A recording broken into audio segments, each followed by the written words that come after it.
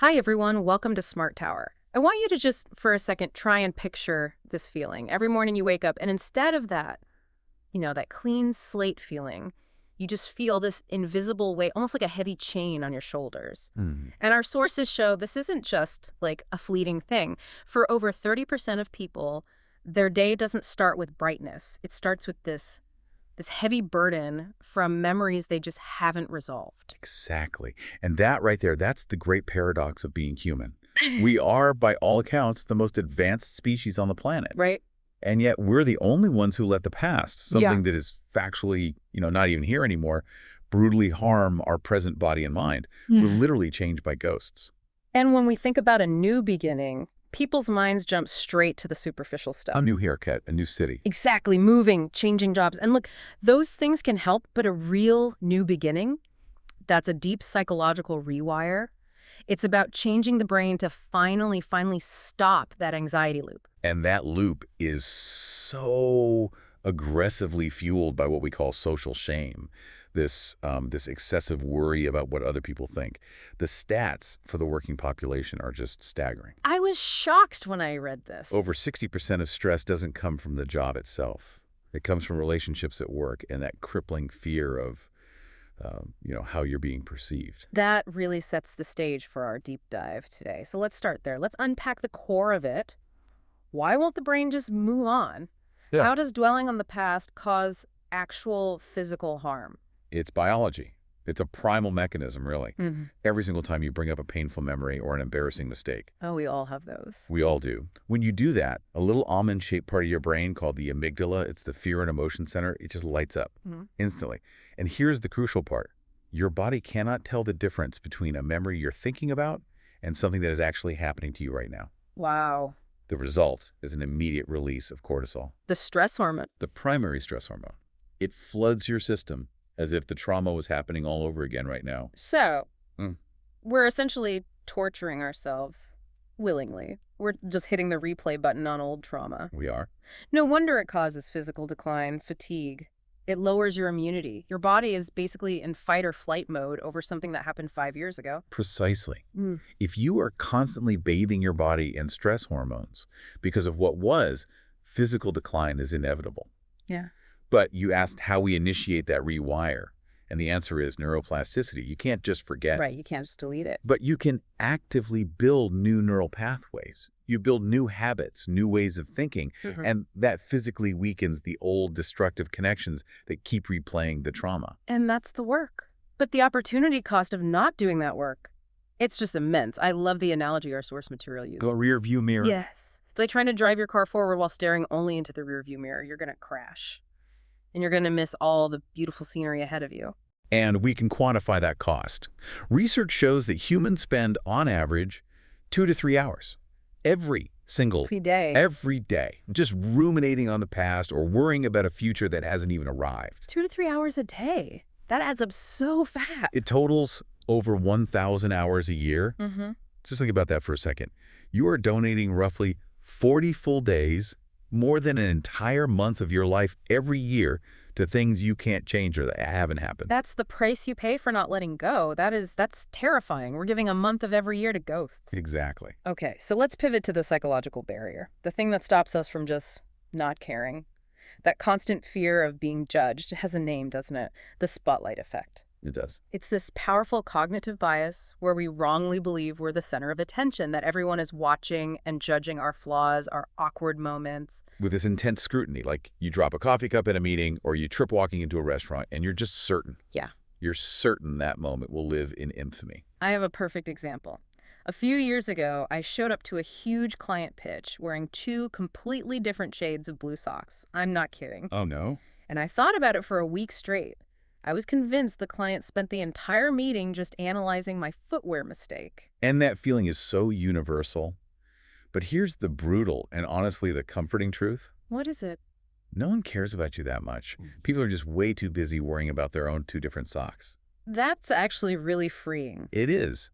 Studies confirm people forget others' embarrassing moments within about 48 hours.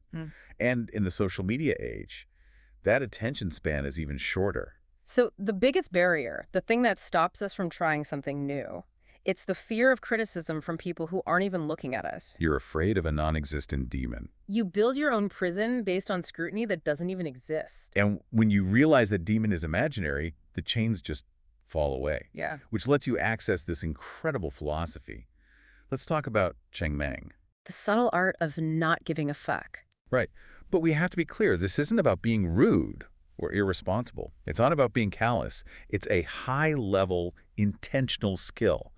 It's the skill of prioritization. I like that framing. It's the art of consciously choosing what is worthy of your limited time, energy, and your mental space. Which connects so deeply with ancient wisdom like Stoicism. I'm thinking of Marcus Aurelius. He said, your happiness in life depends on the quality of your thoughts. Exactly. If you choose to tie your happiness to whether your neighbor likes your new car or how many likes you get on a post, you have willingly become a psychological slave. You've just handed the keys to your freedom to things you absolutely cannot control. So how do we start getting those keys back? The sources mention a really practical tool, a social detox. It's non-negotiable for mental hygiene today. The evidence is just crystal clear.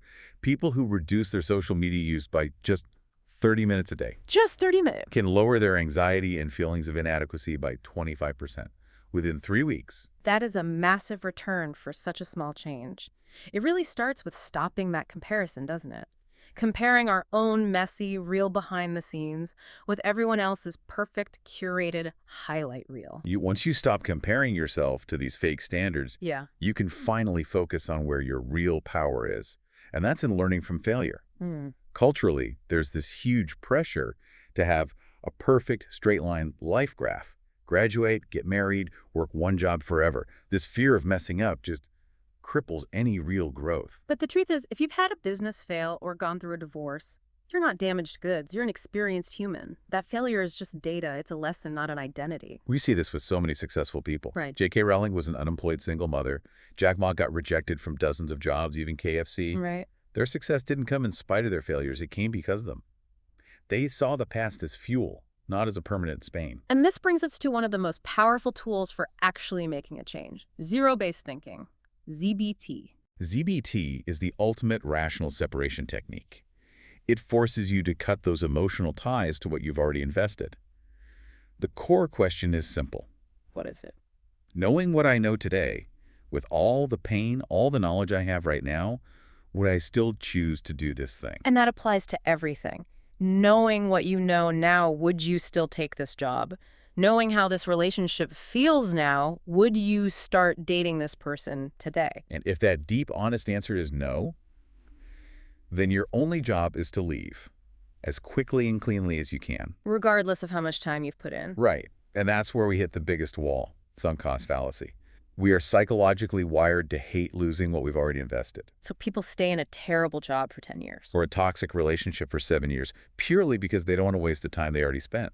But that regret, that is the heaviest chain of all. You're sacrificing your future to mourn a loss that already happened. You can't get the time back. That is the critical distinction. The past is a cash check. It's gone. The future's an IOU, a promise. But the present moment, that's the cash in your hand. And you have to decide, right now, are you going to invest that cash in crying over the check that bounced? Yeah. Or are you going to invest it in building something new for yourself? And when you finally do that, when you embrace CBT and cut ties, you create this huge vital space. And that space is the chance to redesign your life. Think of your life like a house. The past is all that old, heavy, termite-ridden furniture cluttering up the rooms. Moving it out is hard, it's dusty, it's tiring. But you have to do it. You have to clear out the old junk to make room for the beautiful, modern furniture you actually want for your future. And creating that space lets you finally hear your own inner voice clearly. What do you want? What do you like? Not what society expects you to like. It's about remembering that the standards for happiness are equal. A CEO running a huge company and a quiet gardener. They can both be equally fulfilled. As long as that path was self-chosen, not dictated by shame or what other people think. But let's be honest about the price of choosing that path. It often comes with what our source called the beautiful loneliness. When you change, when you stop conforming, you will lose people. That initial solitude isn't a punishment. It's necessary. It's the incubation period. Like a butterfly in a cocoon, it has to be completely alone to change its entire structure. If you rush back to the old crowd because you're uncomfortable, You never get to fly? you never get to fly. Yeah. You have to be strong enough to sit in that loneliness, figure out who you are now, and trust that you will attract new people who match that new frequency. Ultimately, you just have to realize that life is way too short to spend in a state of self-inflicted regret. And remember this, on the day you're gone, the world will return to normal very, very quickly. That's a powerful thought. People will still eat and laugh and live their lives.